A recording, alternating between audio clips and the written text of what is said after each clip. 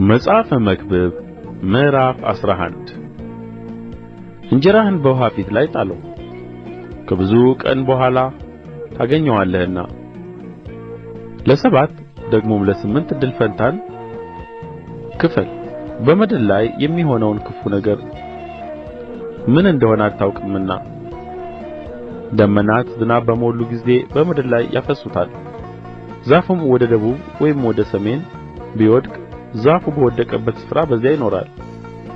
ነፋስን የሚጠባበቅ አይዘራም፣ ደመናትንም የሚመለከት አያጭድም።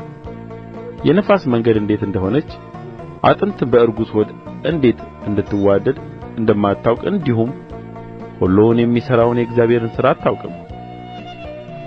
ወይም ይህ ወይም ያ ማናቸው እንዲበቅል ወይም ሁለቱ መልካም እንዲሆኑ አታውቅምና በማለዳ ዘርህን ዝራ፣ በማታም እጅህን አትተው።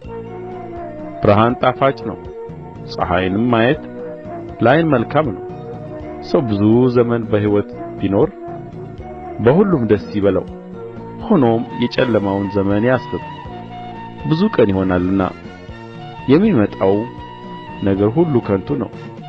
አንተ ጎበዝ፣ በጕብዝና ደስ ይበልህ፣ በጕብዝናህም ወራት ልብህን ደስ ይበለው።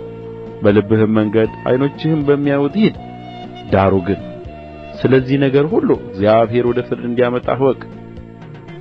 ሕፃንነትና ጕብዝና ከንቱዎች ናቸውና ከልብህ ኀዘንን አርቅ፣ ከሰውነትህም ክፉን ነገር አስወግድ።